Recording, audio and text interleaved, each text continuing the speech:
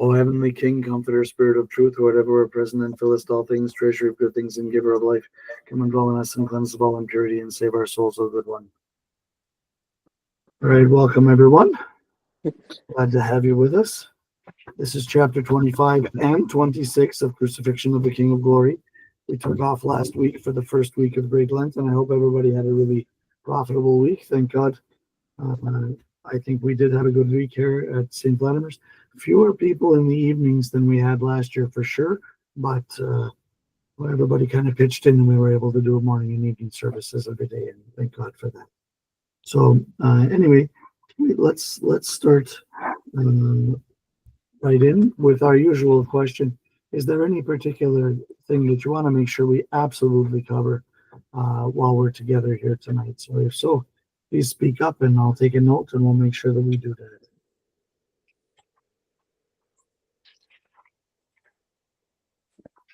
Okay, that's okay too. So we'll kind of go through from the front to the back, and I'll try to point out a few things that I thought were interesting, and then maybe we can have a discussion about those or other things that strike you as we go through. So it was interesting. It began with the narrative about the parting of Christ's garments. There's several very powerful hymns of Holy Friday and Matins where this is mentioned specifically. So I especially some of those stickira between the readings of the Gospels. At least it's always been striking to me. Those hymns, I think they're very powerful and beautiful.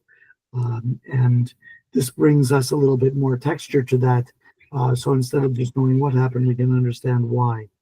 So that was cute. I thought interesting about the word confiscation, to consign or transfer to the fiscus, which is the state. I didn't know that. I didn't know that word that came from taking something from a prisoner that was given then to the state, or the state power. In this case, it's not that these clothes went into the Roman treasury or something like that, but it was for the soldiers, a little something extra for their trouble at crucifying people. That was apparently looked at as sort of a special duty, and because of that, they also got a little something special because of that. We forget that there weren't paper towels or anything like that in those days, and so all cloth was valuable. It all had a price and was useful, and so she points that out, and I think I found it very interesting in any case. So, and let's see, where do we get to she talks a little bit about the clothes that people wore, which is interesting, I think, about the main garment, the mantle, and then the undergarment, the robe, which was what they cast lots for. So interesting that Christ's robe, that was like the thing, right? The mantle was the sort of blanket that they wore, and they used it as a blanket at night. The robe was what they wore directly underneath that. And interesting that Christ had a robe which was seamless. If you remember, they didn't cut it. They cast lots for it. And she had an interesting conversation there, I think, about, did they really have dice? Probably not. They probably didn't. They probably played something like rock, paper, scissors, but they gambled for it. And that was the point, that it was some kind of game of chance, or maybe some little bit of skill, how they decided who would get there. That's interesting. But what's more interesting to me anyway was that the high priest had to wear a robe that was woven from the top to the bottom without any seams. And Christ also had a robe like that. It was uncommon in the practice of the time. Normally, it would have been cloth sewn together, but this was woven from the top to the bottom. And if you think about it, if they cut it, it would have just fallen apart because of the way that it was made. So they cast lots for it, or they gambled for it. She has a little conversation about, did they really cast lots? How did they do it? It's not, we don't know. The different evangelists mostly use the same word, but John uses a different word. So it's some kind of gambling that they did in order to decide who got that particular piece of fabric. So she says that it was particularly valuable because it was woven from the top to the bottom without seams. And that took extra special weaving skills. Yes, Marlene, I'm sorry.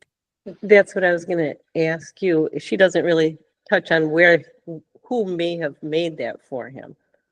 She didn't. It's interesting. I guess it's a little bit of a mystery to us. We don't. Because it would be somebody with special skills, and I don't know if it's somebody that already knew he was the Messiah, maybe, or who knows. Entirely possible. Or, I mean, because we don't know, we can suppose. What if an angel brought it to him because it was important, an important symbol that he would have this seamless robe to show that he's also the great high priest? I don't know the answer. I mean, we don't know, so we kind of have to guess. But it's an interesting point and not an insignificant one. And just like when we talk about here in a few minutes, all the different kind of ways that they mocked Christ, but that actually every time they did that, it was only for his glory and to reinforce the fact that he was the Messiah. Here we have another important little piece, but these little things are not unimportant.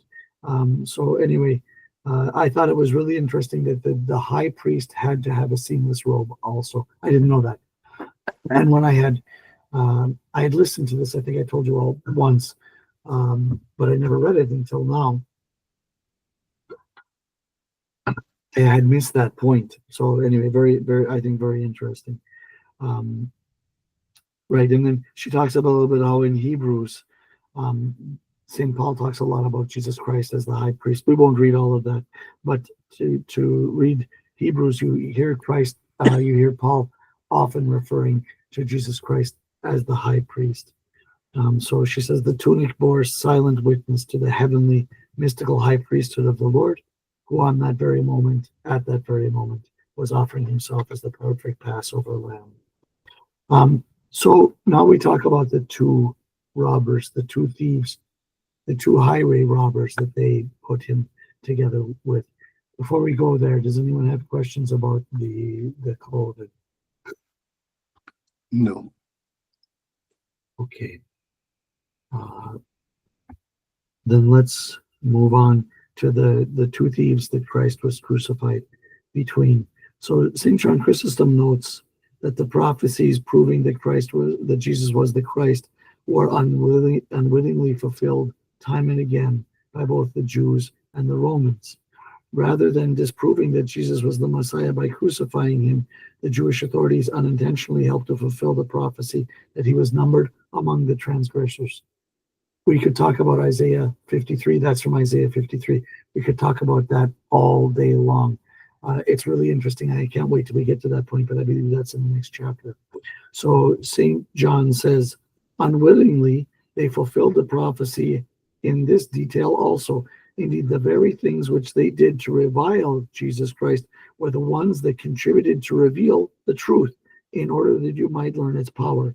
I say this, for the prophet had foretold this circumstance also from ancient times in the words, he was reputed with the wicked, or he was numbered among the transgressors. So, placing Jesus between these two thieves, which Matthew and Mark call essentially criminals. I think another one of the evangelists calls them highway robbers. In any case, like they were just like Barabbas. And he was placed there between them to try to kind of convict him by circumstance, that because he was with them, he would also be considered like them. And these guys were kind of like political revolutionaries. And that's how the high priests and the Sanhedrin wanted Jesus to be remembered, as some kind of a political revolutionary, not as the Messiah. So they tried to associate him with the violent political insurrectionists whose ideals and philosophy were the opposite of what Jesus taught and the way he lived. Jesus was crucified with criminals to portray him as a lawbreaker. But they as she writes about later, and when we talk about Isaiah 53 in more detail, they either didn't understand what they were doing, most likely didn't understand, or didn't care. So she points out again, as she did in her previous chapter, which I don't remember just off the top of my head, that the main impetus for and motivation for Jesus Christ's crucifixion was his insulting the high priests and his cleansing of the temple. If you remember, he made the whip and he drove out the people who were changing money and selling doves and so on and so forth. And he repeated the words, which also I think are from Isaiah, "My Father's house shall be a house called a house of prayer, not a den of thieves." We actually have that up on one of the walls in our parish. So that, I think, is good for us to remember. Now, Augustine, she quotes Augustine when he's talking about the prophecy of Isaiah. And we're on page 250 now. 3 men were crucified in the same place, the Lord in the middle because he was reckoned among the wicked, Isaiah 53. They placed the 2 robbers on either side, but they did not have a similar cause. They were flanking Christ as he hung there, but they were far removed from him in reality and also spiritually. They were crucified because of their crimes, but he, it says, by ours. Okay, that's an Augustinian kind of thing. I suppose there's some truth to that, of course, but he was not guilty. They were.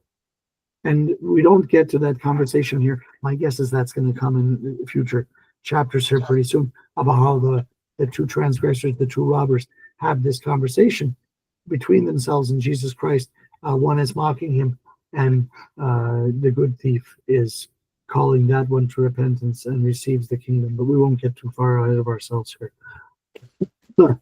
We talked in a previous chapter about how it was the Roman practice to mock those who were on the cross, because the whole point of the crucifixion was not just to kill somebody. If they wanted to kill someone, they'd kill them like they killed soldiers. I'm not sure if you're aware how they did that, but a soldier had a special kind of death. Even if he was a revolutionary, even if he had done some terrible crime in the Roman eyes, they were allowed to be killed in a certain very swift way. And what they did is they took the sword and they would cut at the base of the neck, the spinal cord, which would make it so that the person felt no pain, and cut off all of their they didn't understand exactly, but they knew that it made the person stop breathing very quickly. But from our point of view, we understand that cuts off all the nerves from the brain, and so the body is not being told to do anything. So it's an almost instant death and painless, essentially, death. So that if they just wanted to kill somebody quickly, they would do that. That was their practice, or behead them, which is a very similar kind of thing, but a little less honorable than the soldier's death. In any case, that was not why they were crucifying people. They were crucifying them not because they wanted to kill them quickly and painlessly, but because they wanted to put them to shame and to put fear into others who might try to revolt against the Roman power. And so this idea of mocking someone when they were on the cross is common throughout the Roman Empire, and this was intentionally permitted to contribute to the shame and disgrace in this form of death. So she points out to around 251 now, the statements with which Christ was jeered, mocked, and insulted were tremendously ironic and theologically meaningful. So the first taunt that they used against him, "You who would destroy the temple and build it in 3 days, save yourselves." So although unwillingly, the revilers were fulfilling his prophecy, destroying his temple, that is his body at that moment. And of course, he will rebuild that temple in 3 days. That is, he will resurrect from the dead. The second taunt, if you're the Son of God, come down from the cross. So again, here, the Jews are providing this particular strength to his claim that he is the Messiah, claiming to be the Son of God. The third taunt, he saved others, he cannot save himself. So the word that's used there means both to save and to heal. This double meaning expresses exactly what Christ accomplished on the cross: salvation by the healing of humanity. The cross saves us not because it's payment for our sins, but because through it we are healed of our spiritual illness and restored to wholeness and a relationship with God. That's on page 252, the end of the second paragraph. So by saying he cannot save himself, they implied that Jesus was now being exposed as a fraud. But this isn't the way it was. He saved others, he cannot save himself is also deeply ironic and personal because salvation is embedded in his very name, Jesus, Yeshua, which means God saves. His name embodies his identity and his purpose.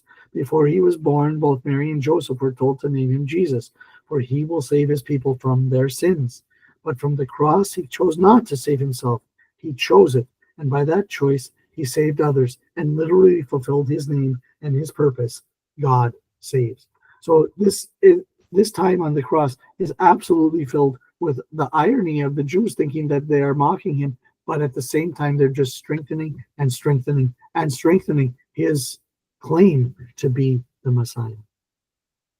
Now there's this very interesting piece on 253, which I think is so important for people of today, about suffering and hardships. So suffering and hardships do not prove that one is unacceptable to God, even though this was the common view among the Jews at that time and remains so to today. And that is the common view probably of the average Western person. If something is hard, it's bad. If something is easy, it's good. But that's the opposite of the way Orthodox Christians think. If something is easy, it's suspect. If something is hard, then it probably has a good opportunity for us to help save our souls. It's completely the opposite of the way that society thinks. Suffering is not a sign that God has abandoned us. The suffering of Christ clearly demonstrates that God did not abandon him. God was with him. He is God. But wherever one is, all three are. So we can say unequivocally from the theological point, God did not abandon him. Were the prophets not Were the prophets not prophets, nor the righteous not righteous, because God did not rescue them out of dangers? They surely were, despite the fact that they suffered these things, says St. John Chrysostom. And he kind of knows what he's talking about. So I think this is a really important piece. Page 253, it starts on page 252, the paragraph that begins at the end and goes into page 253. Those three paragraphs I think are really important for modern man to understand. Just because there is suffering does not mean that this thing is bad.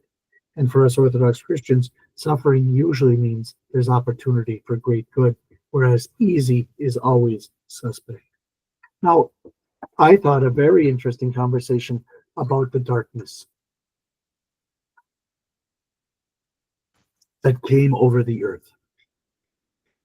So I think she does a good job pointing out it wasn't an eclipse. I think it's provable. As she said, these astronomical tables are totally accurate and they're totally available. There was no eclipse at that time in the Northern Hemisphere at all. There was neither a partial nor a full eclipse of the sun. And the point, I think, that drives that home is the Passover has to be accomplished on a full moon. You cannot have a full moon in eclipse. It's not possible. The moon is 180 degrees from where it has to be if there's going to be an eclipse. A full moon means that the moon is past, the earth is in the middle. The moon is on one side, the sun is on the other. If there's going to be an eclipse, the moon has to go 180 degrees and be between the sun and the earth. Otherwise, you can't have an eclipse. It's not possible. So there obviously could never be an eclipse during Passover, and there wasn't one at this time, which makes it that much more interesting. Very interesting that the sun, as it says in the hymnography, hid its rays. And for a much longer time than any eclipse, the longest eclipse is 12 minutes. It just doesn't happen longer than that. It can't. So just from an astronomical point of view, it just doesn't happen. And here we're talking about 3 hours. It was dark for 3 hours.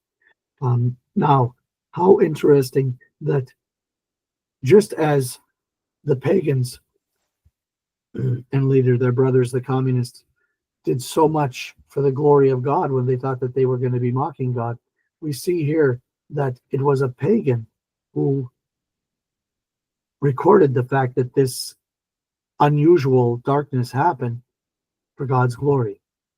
His name was Thalos. I think, hold on, let me get that. Thalos. He was an eyewitness. He wrote about the darkness.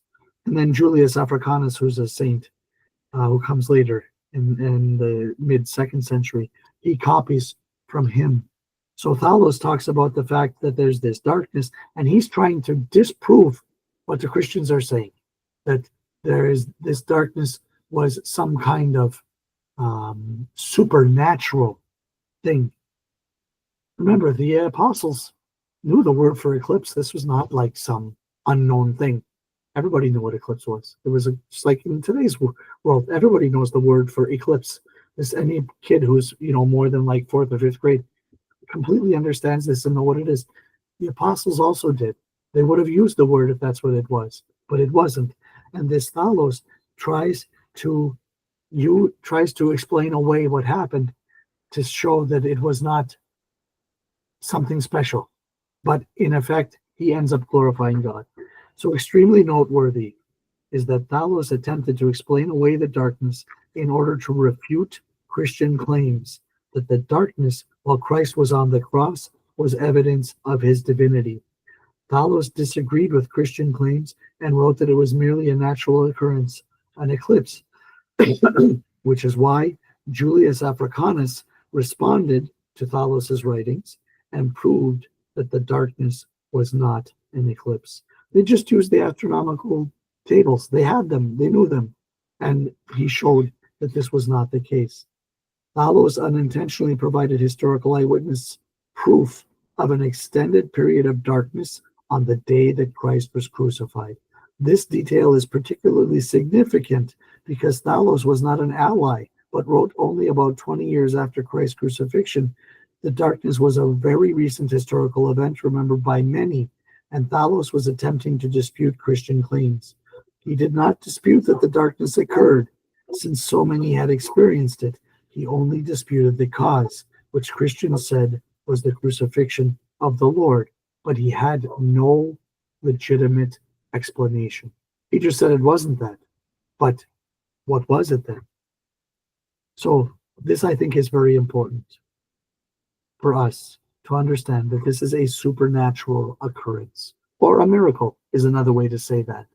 There was no eclipse, there was no nothing, except the sun, as it says in the hymns, hid its rays.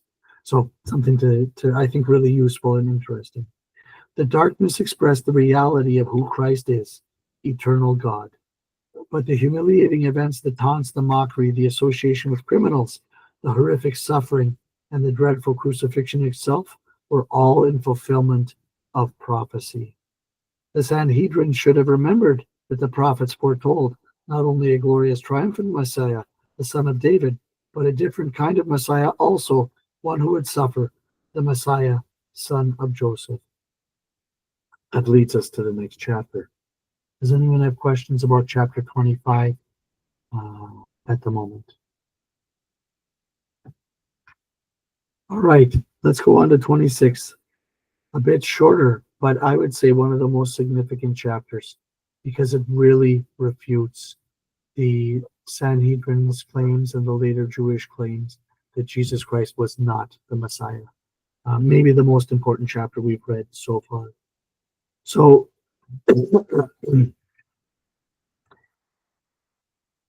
among the Jews, both then and now, there is a lot of crucifixion, a lot of confusion and contradictory explanations of who the Messiah is to be.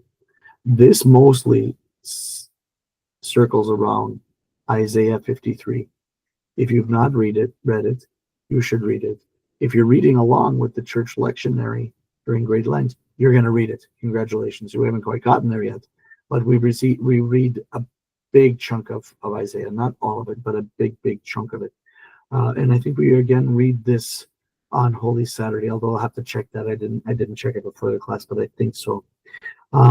So I think that this is a very big and important piece of us for us to understand. Finally, the Jews kind of came to this understanding that there must be two Messiahs because they couldn't accept Isaiah 53. That whole chapter, in fact, they took out of their lectionaries, which is very interesting. They didn't take it out of their Bible, but they took it out of the lectionary. So what's the lectionary? We have a lectionary too. It's what you read in church or what they read in the temple. It used to be part of the lectionary, but it was taken out maybe in the 14th or 15th century. I don't remember exactly. I don't think she mentioned it, but it was then or maybe a little earlier, because it doesn't comport with what they want the Messiah to be, and it totally comports with the life of Jesus Christ. It's very obvious. Isaiah 53, 100% aligns with the life of Jesus Christ, so that there is not two Messiahs, one who is this son of David who will be a great conqueror, but and another who will be the son of Joseph, this great sufferer. But there is one person who embodies both of these, and that person is Jesus Christ. But we should learn a little bit more about it. Okay, the idea of two messiahs with very different destinies developed because the rabbis and Jewish sages were not able to reconcile the apparent contradictions in the biblical prophecies about the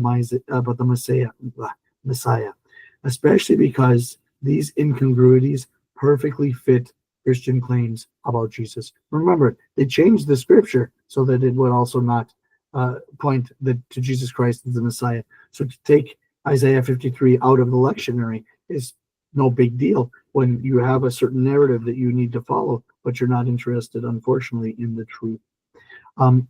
Isaiah foretold that the Messiah would be ordinary in appearance. To the world, it would seem that he would be cursed by God, but his sufferings were on the people's behalf, and they were healed through his wounds, that is, the people. He was condemned as a lawbreaker and as a false prophet. He was crucified between two thieves. This is all Isaiah 53. Like, this is chapter and verse exactly Christ's life, even though he was without sin. He suffered silently, even though he had harmed no one, and was completely truthful. The suffering servant would be humiliated, but would also be vindicated by God because he was willing to die. His suffering would bear much fruit. Others would become righteous because of his actions. Like, bells and whistles should be going off. This is all exactly Christ's life. The remarkable prophecy about the person and mission of the Messiah profoundly and accurately describes what happened to Jesus Christ and strongly supports Christian claims. But Isaiah 53 has led to deep conflicts among rabbis and Jewish scholars about its interpretation. And then we talk about how it was taken out of the lectionary. The fact that this chapter has been excluded from the Jewish lectionary is strong evidence of its application to Jesus and proof of the weakness of the Jewish interpretation that denies it is a messianic prophecy fulfilled by him. So I think that there's an interesting discussion about Zechariah there as well, which I strongly commend to you. And there'll be some things right out of Zechariah that you've heard time and again in church, so it's good to read that. I don't have much voice left, so I'd like to talk just a little bit about who is Joseph, son of Joseph, the Messiah, son of Joseph. Right away we think, oh, this must be Joseph, who was the betrothed. How would they have known that thousands of years ago? Okay, maybe they, guessed right, but that's not it. This son of Joseph, the Messiah, who is the son of Joseph, this is the suffering Messiah. This Joseph is Joseph, the comely, or Joseph, who was one of the 12 patriarchs, right? The son of Jacob, who was sold into Egypt as a slave, who is obviously foreshadowing of Jesus Christ. And one of the days of Holy Week is dedicated specifically to his life because of its obvious foreshadowing of the life of Jesus Christ.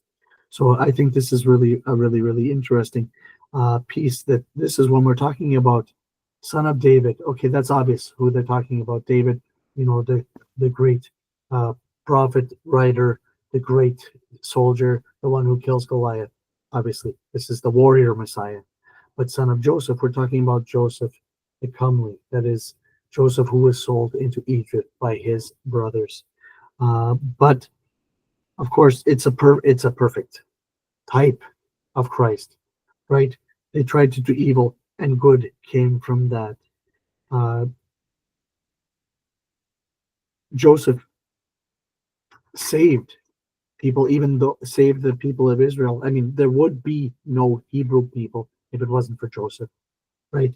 They meant evil against him, but God meant it for good. And that's obviously Joseph being a type of Christ. So I strongly recommend to you that piece, which begins on page 265 and goes to 267. I think that's a really, really, really interesting piece and one of the most important things that we've had. I think this chapter 26, if you haven't had a chance to read it closely, strongly recommend you read it again. Joseph was consistently godly and virtuous, no matter what happened to him, but nonetheless he suffered wrongly at the hands of others more than once, precisely because of his virtue, just like Jesus Christ. Since Jacob and his 12 sons are the ancestors of all the tribes of Israel, the Jewish people exist today only because of Joseph and his ability to save his family during the famine, because he was inspired by God to save Egypt and to save the people there from starving during the famine. Joseph is a type or foreshadowing of Christ. It is not by accident that the Orthodox Church highlights this typology in the services of Holy Week.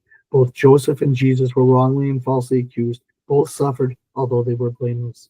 What was done to both Jesus and Joseph was evil, but God used that evil for good. So, brothers and sisters, I think a very important piece. I'm really glad that we're getting to this well ahead of Holy Week, so we can begin to think a little bit about that, about what is happening here, because we are getting into the really meat of what it is that is happening during Holy Week, and understanding Joseph as a type of Christ. Although we probably all understood that on some hypothetical level, I think she does a really great job of that. And the treatment of Isaiah 53, I think, is really super. I'm going to look a little bit more at St. John Chrysostom's writing about that, and if I find something that's interesting, I'll also share that with you as a group. Okay, so those were the things that really struck me in our reading. I wonder if anyone has any reactions, questions, comments based on the little lecture that I just gave.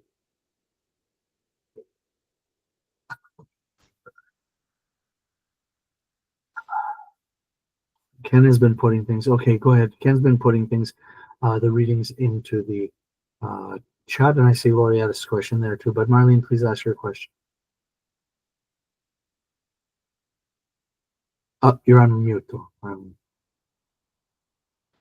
Thank you. The section that they were, this goes back a little bit, the section they were talking about Jesus as the high priest of heaven. I thought struck me as pretty interesting too, that Jesus consecrated himself, and then also he was the he was both the offerer and the offered for the life of the world, is the way they put it. And then our icons show Christ with his fingers of the right hand, formed precisely as giving a priest blessing. So I never thought of Jesus as the first priest. I always thought of the apostles as the first priest, but he was actually consecrated as the first priest, and then he offered himself as a sacrifice.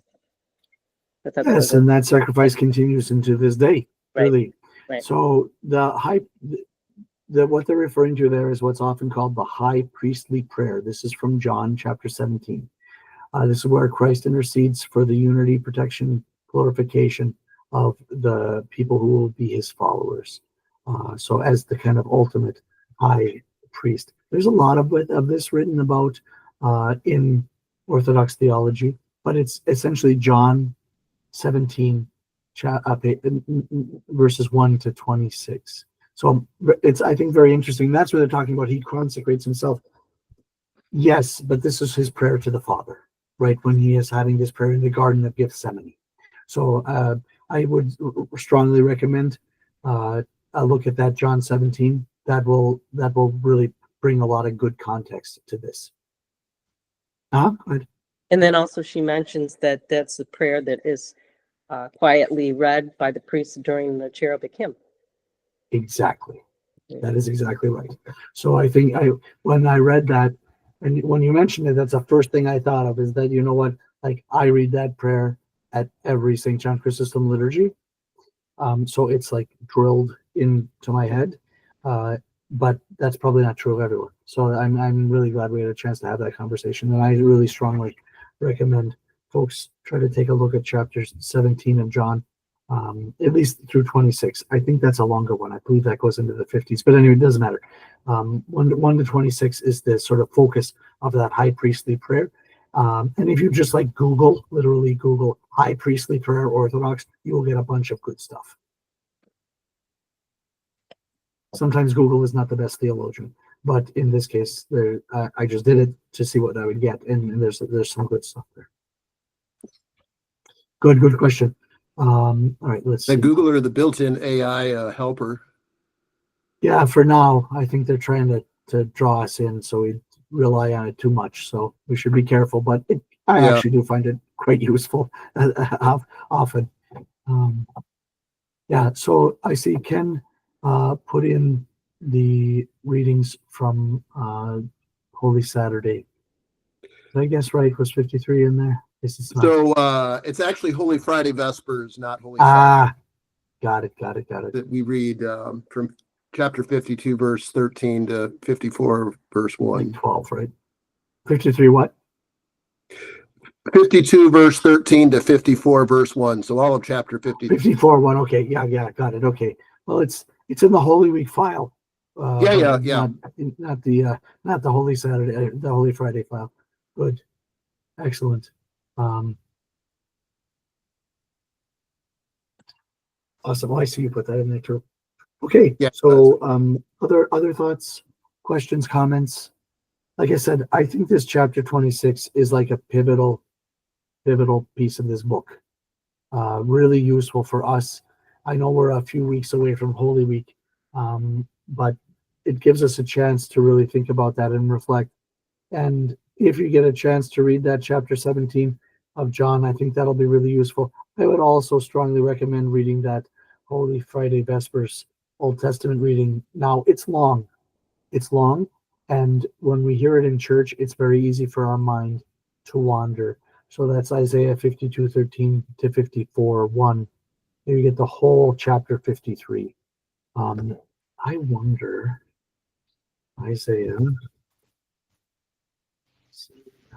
this one, AIH, chapter 53, or is it Christian? Let's see if we can get Chrysostom. I don't think it's Oh, that's funny. Protestants have it. Isaiah 53, homily of St. John Chrysostom. Wouldn't have guessed that. Let's see who else. New Advent. Okay, good. So I would lean towards the New Advent version here. The New Advent's Catholic, isn't it? Yeah, it is. But they're not gonna change this kind of stuff. No, I thought you said Protestant. That's. Oh yeah, the first thing that popped up was Bible Hub. Really surprised. But anyway, I mean, I suppose that there's no real contradiction because it's not a New Testament. The Protestants would consider Jesus Christ to be a high priest, probably just there aren't any other ones. But yeah, so let me grab this. What is this? Orthodox Church Fathers. I don't know what that is. It's Orthodox, supposedly. Okay, let's do this. Oh, I see what it is. It's from the Erdmans. There's St. John Chrysostom's explanation of Isaiah 53. I just pasted it into the chat. If you want to save that, click on it now so that it opens a window, because when we close this call, it'll disappear. But that is essentially right out of what's called the Erdmans series. It's a series of, how many books are there? Must be like about 65 that were published by the Erdman's Publishing House in Grand Rapids, Michigan. This is essentially the work that was done in Oxford at the turn of the 20th century when the Oxford movement began. And the sort of people there who were both academics and faithful people realized that the Anglican Church had gone off the rails. And so the only real place could possibly be, the only real church could either be the Catholic Church or the Orthodox Church. And so they did a bunch of translations of the fathers. So I see that someone's put that online on a website, which is great. And that it's got the whole thing there. It looks like all those 60 something volumes. It's tons of stuff, tons of really good Orthodox stuff. So I was privileged enough to get my hands on one of those copies of the Erdman's series when they reprinted it in the 80s. I can't remember what I got mine for. Something crazy, like $150, which, you know, for a seminarian, that was real money. But anyway, I was able to get my hands on it. I also, now it's online. I also have a jump drive with all of it on it, but don't tell anybody because that's not legal. But I actually, that's nice to have the jump driver because you can search the whole thing. It's all PDFs. Anyway, it was used strictly for academic purposes, never for profit. And it was actually quite helpful in several academic papers. In any case, I think it would be useful to read St. John Chrysostom's homily on chapter 53 of Isaiah. I'm going to try to do that before Great Lent ends. And I think you'll find that it will be really edifying. So, okay, I talked enough. That's 45 minutes. I probably shouldn't have talked with my nasty voice. Any other questions or comments before we say goodnight? Okay. Yeah, go ahead, Ken. Will you update the Google Calendar to move this to Tuesday? I think forward? I did it right before we started. Let me just check though. Oh, okay. Let me just check. If you did, it hasn't synchronized yet. Oh, you know what I did? I did it on the on our calendar here. I got it. Used, which is it's not. But the parish calendar, I didn't. Hold on. Let me do that. Yeah.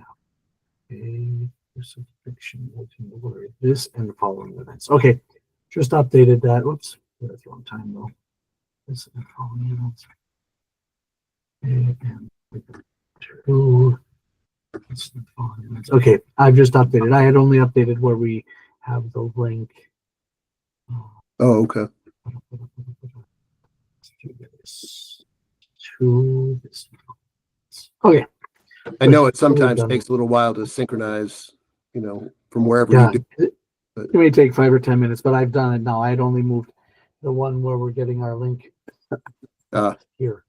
So, but now I updated the parish one also. So thank you for that. Mm-hmm. Good. Other questions, comments, concerns, correlations? All right. So thank you, everybody, for joining tonight. Sorry about the weak voice. I don't think I've put up all of our videos. I'll try to do that tonight. I'm sorry if I'm a little behind there. This one, then we'll try to get up tomorrow. So, Marlene, do you have pre-sanctified in the evening tomorrow, or is it in the morning? It's in the evening tomorrow. Oh, good. Wonderful. I hope to. So we'll have our first one. What's that? I said I hope to be able to make it. I still have a bit of a fever, so I may not go. Got it. Yeah, we have our first one in the evening tomorrow. I don't know if you do them during the first week in the evening, but we do them in the morning.